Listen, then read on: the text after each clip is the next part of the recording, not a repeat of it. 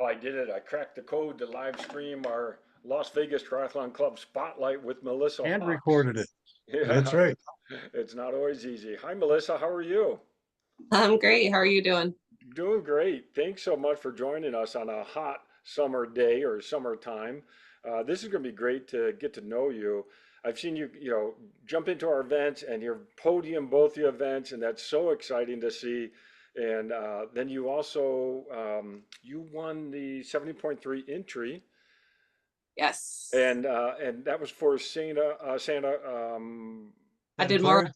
Morrow which is Bay. Oh, Morrow Bay. Oh, oh, Oh, did you really? oh, You'll have to tell us about that. yeah. yes. Let's not. I I understand want to that was get quite a there. swim. Yeah, I love Cool. it. But all right, so I'm already jumping ahead. So I'm going Yeah, to go ahead and turn it over to Bob to make the official introduction because this is going to be fun. yeah, Sure. it is.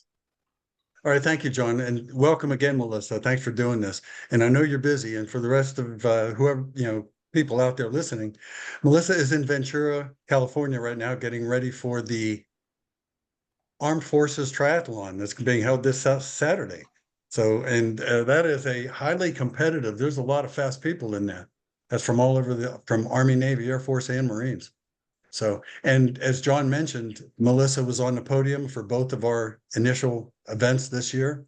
And so she is quite an athlete, starting about 3 years ago into triathlon. So she hasn't been doing this all that long. And she's obviously come a really long way in the meantime. So again, welcome, Melissa.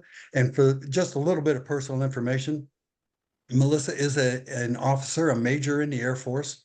So Thank you for thank your you so service. much for serving Yep. and and again, welcome. So if you would tell us, how and why did you get into triathlon? It's like everybody has a different story for getting into triathlon. What's yours?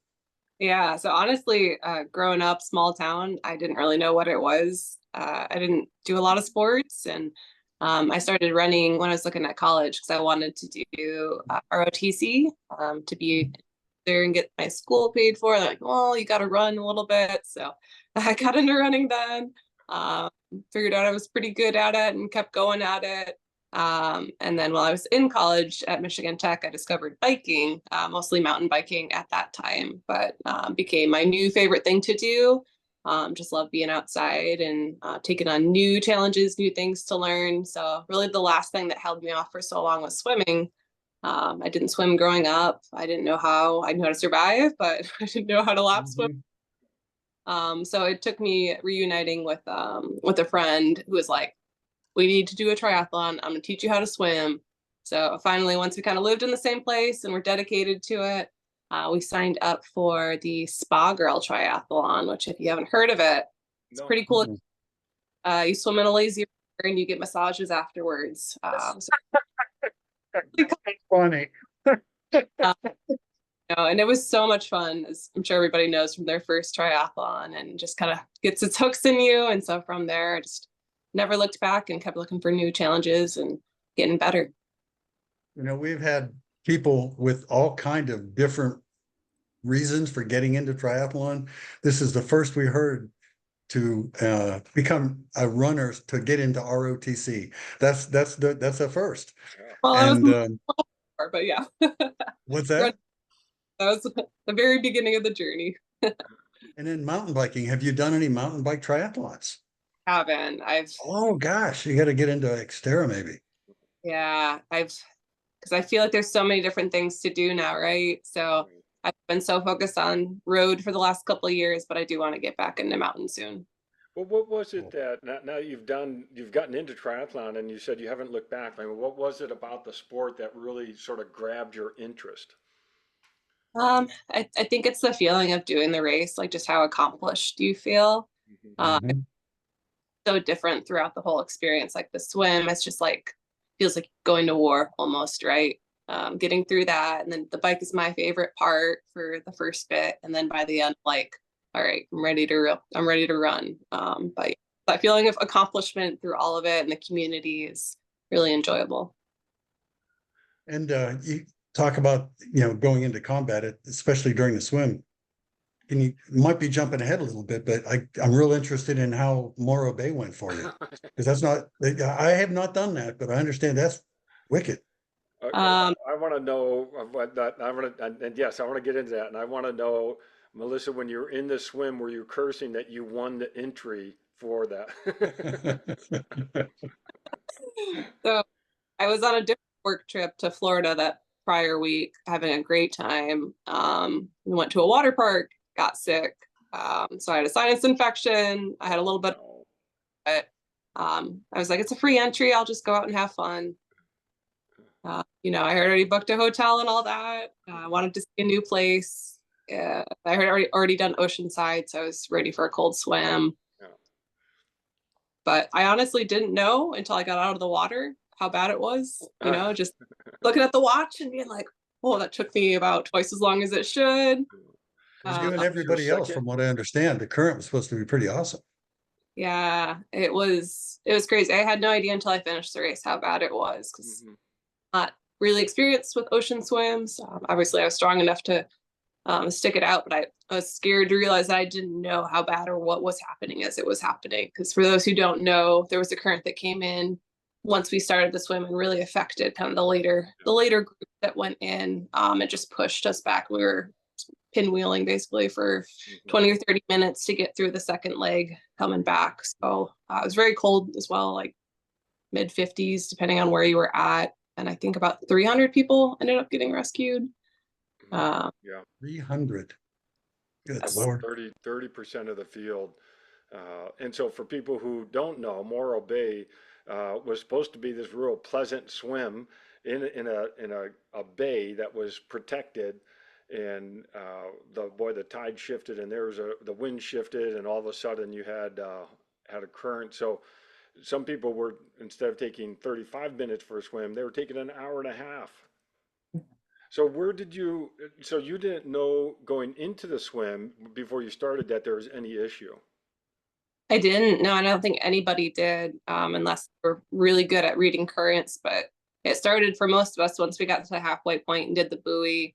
But I did notice what was happening. I kept getting into like a packed group of people, and I thought we were just bunching up. I didn't realize it was because of the current. But I just kept my head down and tried to find the line to get Yeah. through it. Um, but yeah, good self-awareness now that I know if I'm gonna race like that and feel like that, maybe like figure out what's going on before I just try to power through. So I'm interested then, as you exit the water, because you said you didn't know while you were swimming, which makes sense. It's hard to really gauge what's going on during a swim. But when you exited, you saw your time and you must have just been, what happened? And Yeah, how did you approach the rest of the race, knowing that the swim was a longer time than you most likely expected? yeah. I looked at my watch because I'm a more like 40-minute swimmer and I was at like 59, so not bad overall, but I felt like I had tried so hard that I thought I had a good time. So I was just and I had the beginnings of whatever it is, cold shock or something like that, and wasn't really realizing it because like seeing was hard. It was hard to move a little bit. Mhm. So I don't think my brain was really processing super well. But I was able to slowly go through transition. It was just kind of like from the beginning, I knew I wasn't going to be competitive in this. I just wanted to have the experience and, you know, get another place and more time. Cause it's only my third 70.3. So just tried to survive, tried to have a little bit of Well, fun. it was probably a really good thing that you had went into it with the attitude of, I'm going to enjoy this, Mhm. and you weren't pushing and get real discouraged when you looked at that watch. Mhm. That's probably a good way to do it. There's a lesson there. you Yeah. know. Yeah, And that's this true. was you said you did Oceanside, so this was your second 70.3? Third, my first one was in Michigan last year. I did the Harbor one. Okay. And you did Oceanside, so you're familiar with that. Yeah, Oceanside was great. Not sick. Uh, conditions were great. Would do again. Well, and I agree with Bob. I think you had a great attitude going into it, which makes that, race easier even coming out of the swim. And you're right. I mean, that water was probably below 55 from all reports, which means you're in the water in cold water for an hour, which is really difficult to recover from. And So dangerous. when you got on the bike, did you do anything special? Did you wear gloves or what did you wear as you started out? Yeah, I wore a vest, which I normally don't do. Yeah. Uh, they never do anything different. but I'm glad I wore it. It kept me warm. I didn't realize it didn't fit me quite right, and I got a couple chafing points. So if I had worn it, I could have figured that out, but it helped keep me warm. Wore the gloves. I wish I had taken a little more time to like dry off and warm up a bit because I was very, very cold. Mm-hmm. I think the first aid station they had a sign for a warming bus, which I've never seen before. Oh, interesting. Were people using it? Up at, but I was just like, no, I'm gonna keep going. Well, and you had a great bike and a strong run. Yeah, it was all right. I really lost a lot of it on the run, but I was able to keep moving. Yeah. Oh, that's great. So, compared to your other 70.3s, which one of those has been your favorite one so far? Probably Oceanside. I got to do it with my friend where we started triathlon together. So she came out to That's California, cool. and seeing the pro race there was really cool. That's the only race I've seen where you actually, because we're standing in line waiting to start the swim, but we can see all the pros come out of the water and start the bike. That was pretty motivational. Oceanside it's a rewarding race because going out through the breakers, so it is a challenge. We had a harbor start. They modified. Oh no. I Okay. practiced whatever it is, the dolphin diver, whatever. But no, they modified the swim for us. That's because the years before it was washing everybody back into the shore. Oh, Yeah. oh, So the race that you have coming up, what Mhm. is that? What distance is that? This is a traditional Olympic distance, so 1,500-meter swim, 40K bike, and Mhm. 10, and it's also draft legal. So I had to do that this week. Are you using a road bike or your tri bike? Road bike, yeah, they don't allow the aero bars, so Okay. back to the road bike so do you Have you have practiced teammates? drafting? today for the first time. So we come out a couple days prior to get to train with our service teams, which is great. So a lot of them have been doing it for many years. So they took us out That's this cool. morning, of course, and practice in a smaller group, getting used to the bike.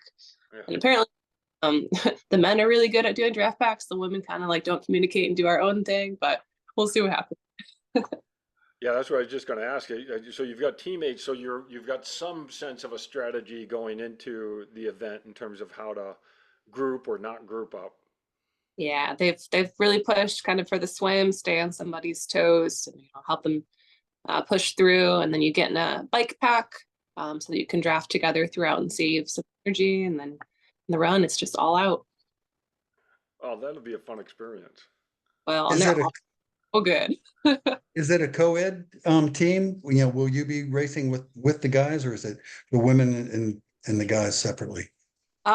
We start at different times, and we're not allowed to work together. We're only allowed to work together within, like I can only work together with the other females. So Okay, those rules. that's interesting.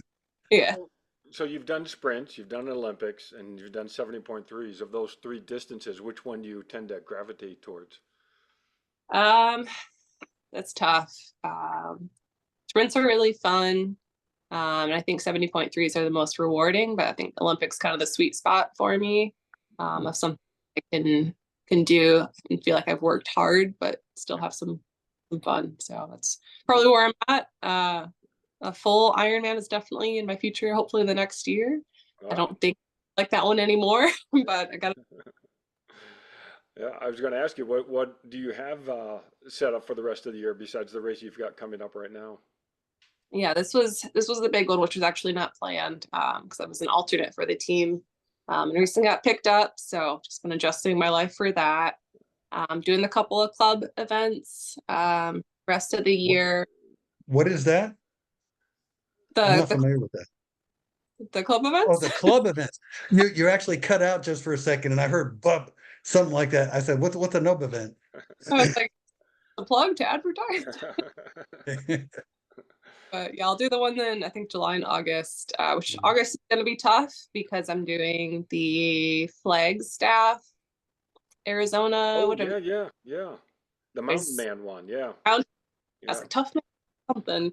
yeah. Uh, so that'll be the day after the club event. So I'll be going right from one to the other. that one's going to be more like, I don't want to say fun. Like I am going to try to have a good time. We'll see how I feel. Yeah. You'll get some altitude training at that one. So Yeah. Training and for running up until then to try to be prepared for 7th. Now that you've got quite a variety already in 3 years of training. So what in your development so far has surprised you about triathlon and about training and things you've learned? What surprised me about, I mean, it shouldn't have just how much time and dedication it takes, like I try to balance my life, the social, the work, plus also, professional, other things going on, and just how I never used to be a routine person, but to stay active in the sport, like how much I appreciate having scheduled workouts and predictability in my routine, like each week doing the same thing, different days, makes it a lot easier for me. So it's kind of helped, I guess, me grow up a little bit more in that sense, being able to have that routine. And as John likes to, exude, get everybody to be consistent. And that sounds like what you're doing right there. Yes, that pays off for sure. Because weeks that I'm not consistent, I feel it. I see it in my training, and kind of that stress affects all aspects of your life too. Oh, I love it. Melissa, this has been so great. We said we'd keep you for 15 minutes and that's flown by. So We've already gone past it. I Yeah. love the story of getting involved with triathlon, and then I love that you completed Morrow Bay. That is one of those epic races that when you say you've done Morrow Bay, everyone's going to say, "Tell me about the swim." That is really fantastic. It's really neat that you're doing our club events, and it's so great to see you up on the podium. And it would be great to see you at our next event coming up. Yeah. Yeah. Yeah, absolutely. Thanks so much for being here. Of course. Thank you guys. And thank you for the support back from Las Vegas. I'll do my best to support the team out here. All right, awesome. All right, Well, we'll and see you thank when you get again. here. And thank you again for your service. That's awesome.